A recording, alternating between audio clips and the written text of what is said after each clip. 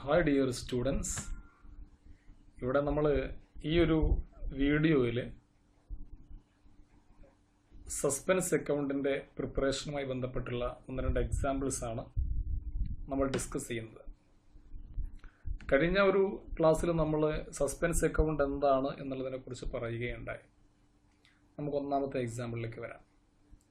An accountant fails to balance his trial balance, the credit side exceeding the debit side by ₹200. ഒരു അക്കൗണ്ടന്റിന് അദ്ദേഹത്തിന് trial balance ടാലിയാക്കാൻ കഴിയുന്നില്ല. അവിടെ സംഭവിക്കുന്നത് credit സൈഡിൽ debit സൈഡിനേക്കാൾ ₹200 കൂടുതൽ കാണുന്നു. ക്രെഡിറ്റ് സൈഡിൽ ₹200 കൂടുതലാണ്, ഡെബിറ്റ് സൈഡിൽ ₹200 കുറവാണ് വരുന്നത്. This amount was entered in A suspense account. അദ്ദേഹം ട്രയൽ ബാലൻസ് ടാലിയാക്കാൻ വേണ്ടി എന്ത് ചെയ്തു? ഈ ഡിഫറൻസ് ₹200 സസ്പെൻസ് അക്കൗണ്ടിലേക്ക് ട്രാൻസ്ഫർ ചെയ്തു. അപ്പോൾ സസ്പെൻസ് അക്കൗണ്ട് എന്ന ഡെബിറ്റ് സൈഡിൽ എഴുതി വെച്ച് ട്രയൽ ബാലൻസ് ഇദ്ദേഹം ടാലിയാക്കി.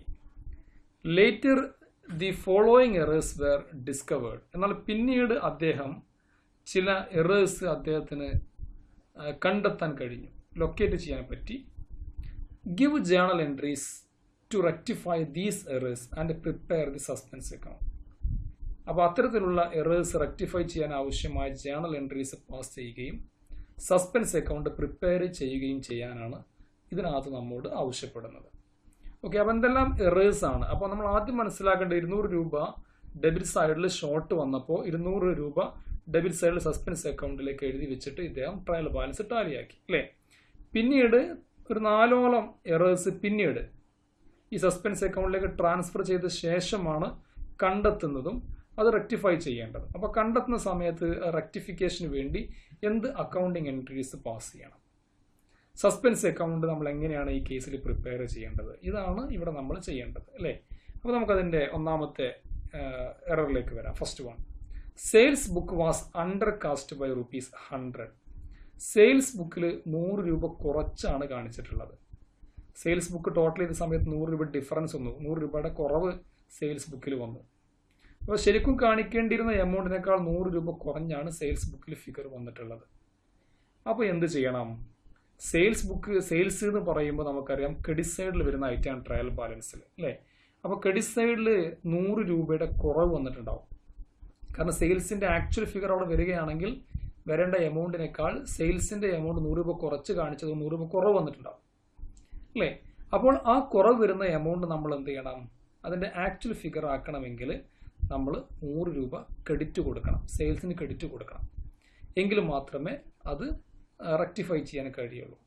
പിന്നെ ഇത് ട്രയൽ ബാലൻസിനെ അഫക്റ്റ് ചെയ്യുന്ന എററുമാണ്, അല്ലേ? കാരണം സെയിൽസ് ബുക്കിൽ മാത്രമേ എമൗണ്ട് ഡിഫറൻസ് വന്നിട്ടുള്ളൂ.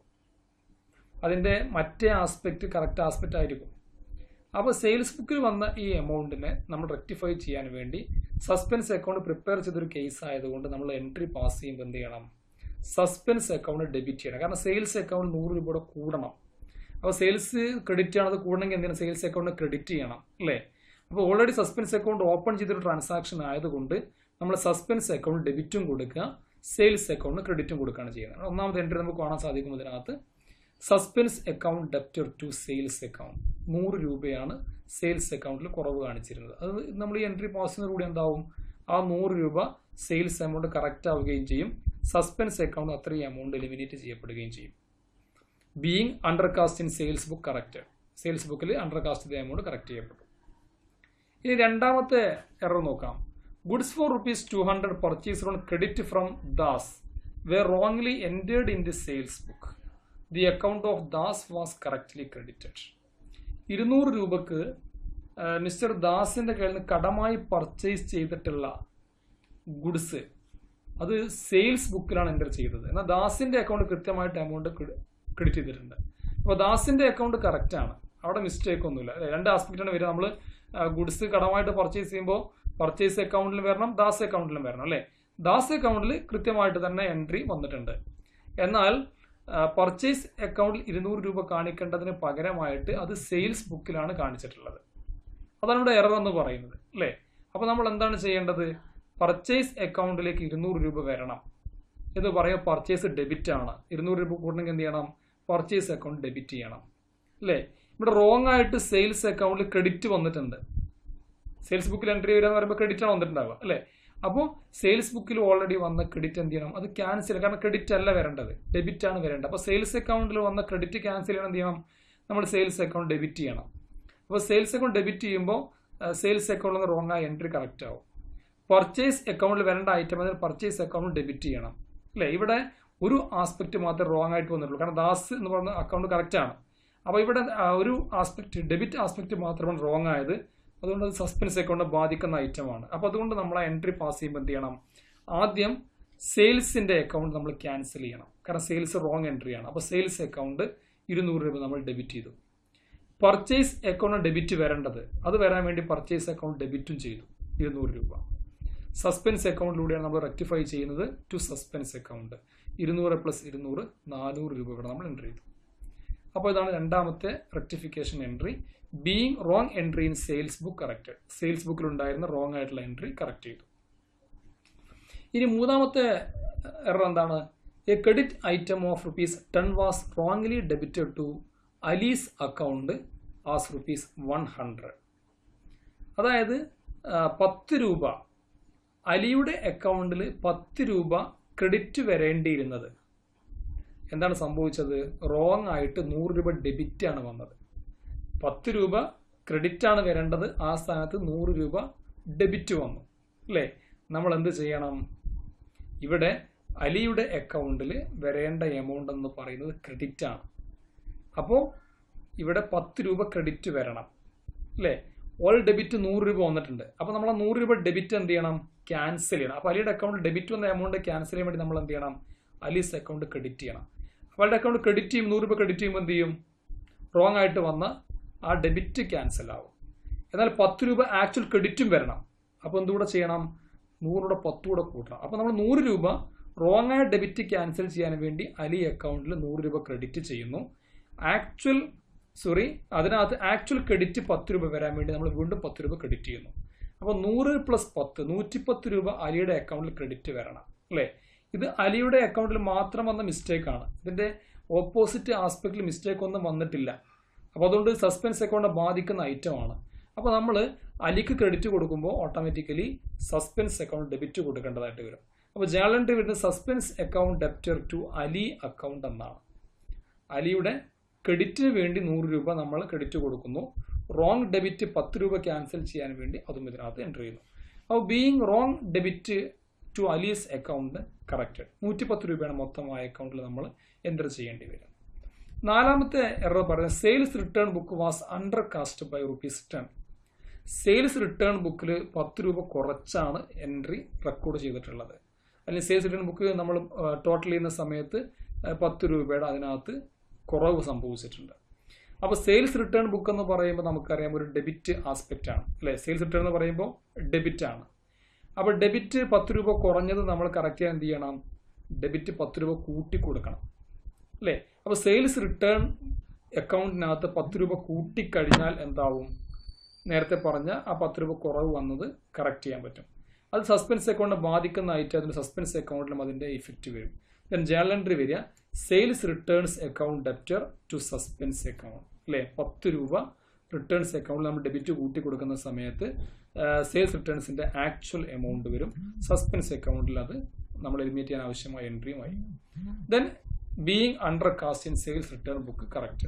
അപ്പോൾ സെയിൽസ് റിട്ടേൺ ബുക്കിൽ വന്ന അണ്ടർ കാസ്റ്റ് എമൗണ്ട് ഇവിടെ കറക്റ്റ് ചെയ്യപ്പെട്ടു എന്നുള്ളതാണ്.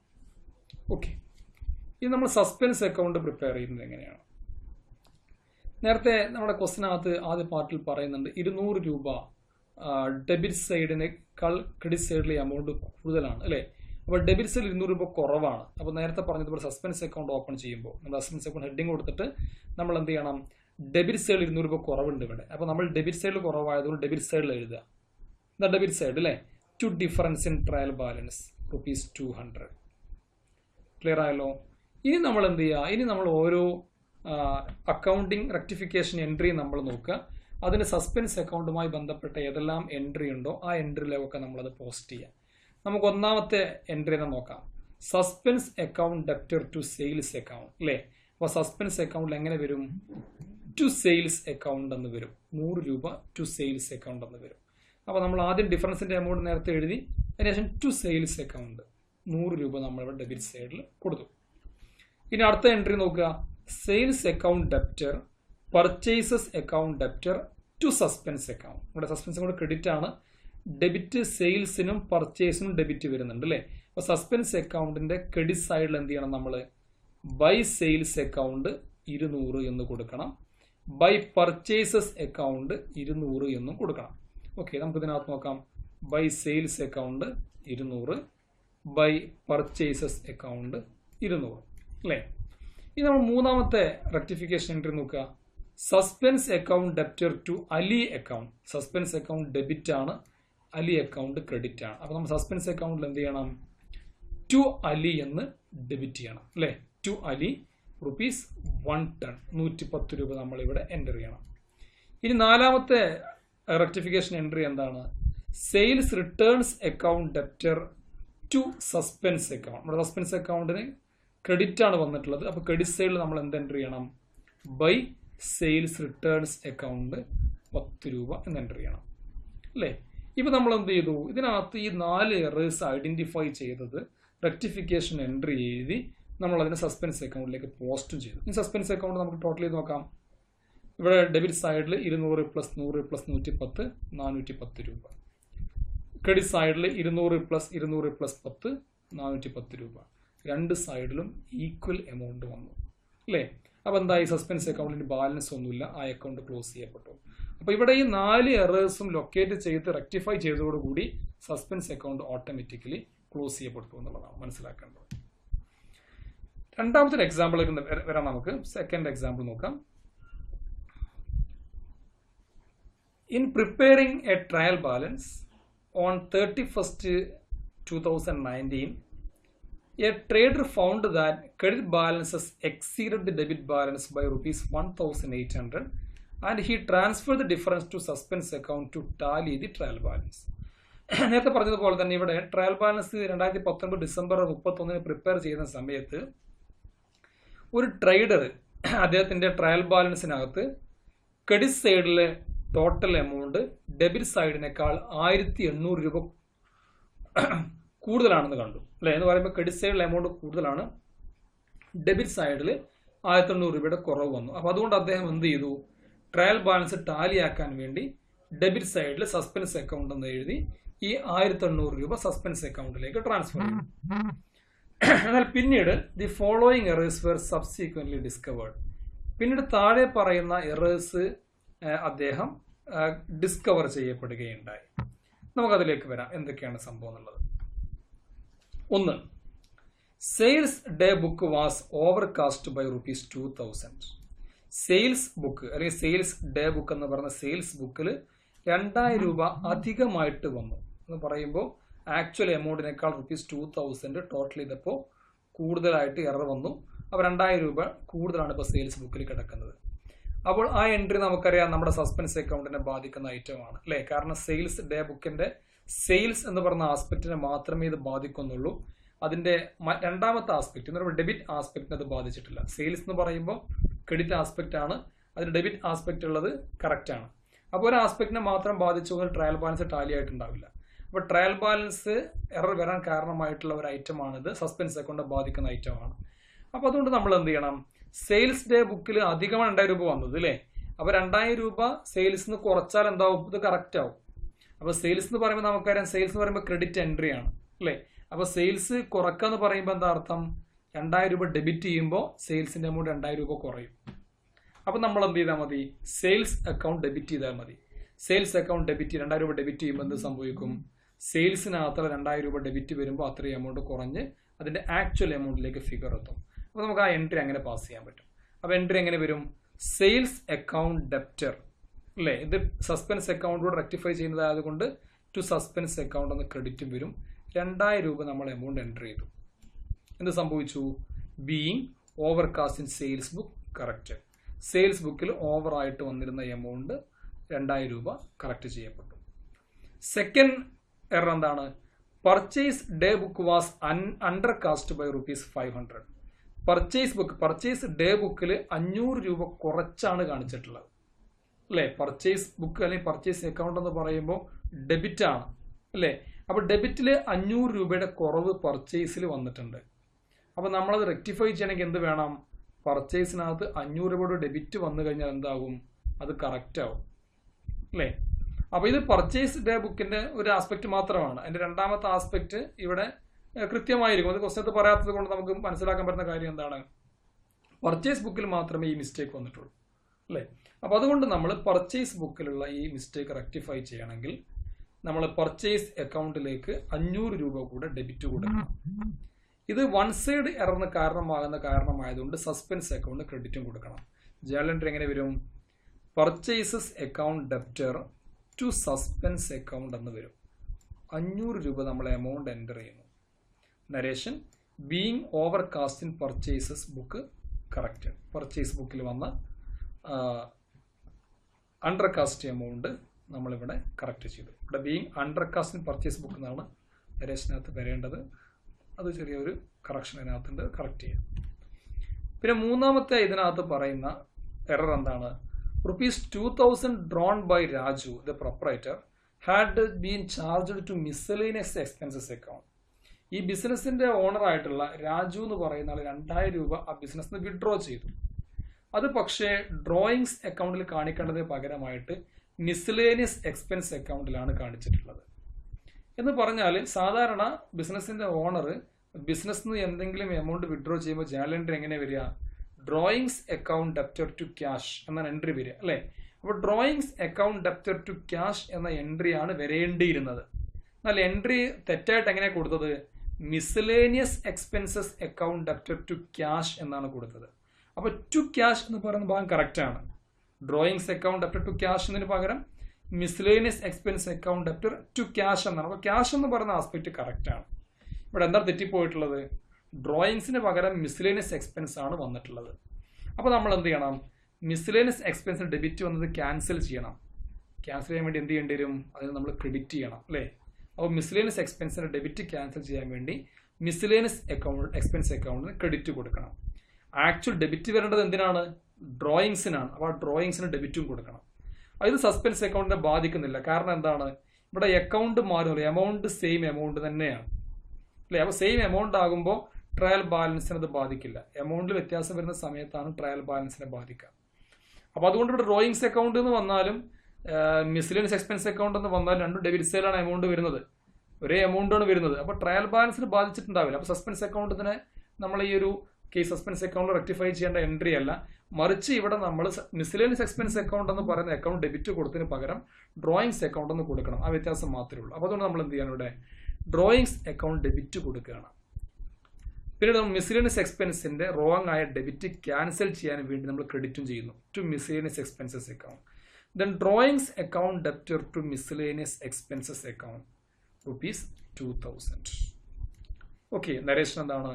Being wrong debit miscellaneous expenses account corrected അല്ലേ? നാലാമത്തെ എറർ എന്താണ്? A sale of ₹3000 was posted in the ledger as ₹300. ഇവിടെ അക്കൗണ്ടിങ് എൻട്രി കറക്റ്റ് ആണ്. പക്ഷെ എന്താണ് പ്രശ്നം വന്നത്? 3000 രൂപയാണ് സെയിൽസിന്റെ എമൗണ്ട്. എന്നാൽ സെയിൽസ് അക്കൗണ്ടിലേക്ക് പോസ്റ്റ് ചെയ്തപ്പോൾ 300 രൂപ, ഒരു 0 എഴുതാൻ വിട്ടുപോയി അല്ലേ? എന്ന് പറയുമ്പോൾ 3000 പകരം 300 വന്നിട്ടുള്ളൂ. 2700 രൂപ സെയിൽസിന്റെ അക്കൗണ്ടിൽ കുറവാണ്. ട്രയൽ ബാലൻസിനെ ബാധിക്കും അല്ലേ? കാരണം എമൗണ്ടിൽ മാറ്റം വന്നിട്ടുണ്ട്. അപ്പോൾ 2700 രൂപ ക്രെഡിറ്റ് സൈഡിൽ എമൗണ്ട് കുറവ് വരും ഈ കാരണമായിട്ട്. അപ്പോൾ അതുകൊണ്ട് നമ്മൾ എന്ത് ചെയ്യണം? സെയിൽസിൽ 2700 രൂപ കൂടെ ക്രെഡിറ്റ് കൂട്ടിക്കൊടുത്താൽ സെയിൽസ് 3000 ആവും അല്ലേ? 3000 മൈനസ് 300 2700. 2700 കൂടെ ക്രെഡിറ്റ് സെയിൽസിൽ വന്നു കഴിയുമ്പോൾ നമ്മുടെ ഈ ട്രാൻസാക്ഷൻ കറക്റ്റ് ആവും. ഇത് സസ്പെൻസ് അക്കൗണ്ട് ബാധിക്കുന്ന കാര്യമായതുകൊണ്ട് സസ്പെൻസ് അക്കൗണ്ട് ഡെബിറ്റും വരും. ജേണൽ എൻട്രി എങ്ങനെ വരിക? Suspense account debtor to sales account അല്ലേ? ₹2700, 3000 minus 300. Being wrong amount credited to sales book correct. Sales ബുക്കിലുണ്ടായിരുന്ന റോങ് ആയിട്ടുള്ള എമൗണ്ട് കറക്റ്റ് ചെയ്യപ്പെട്ടു എന്നുള്ളതാണ്. അഞ്ചാമത്തെ എറർ എന്താണ്? Good sold to Mahesh for ₹1000 wrongly credited to his account അല്ലേ?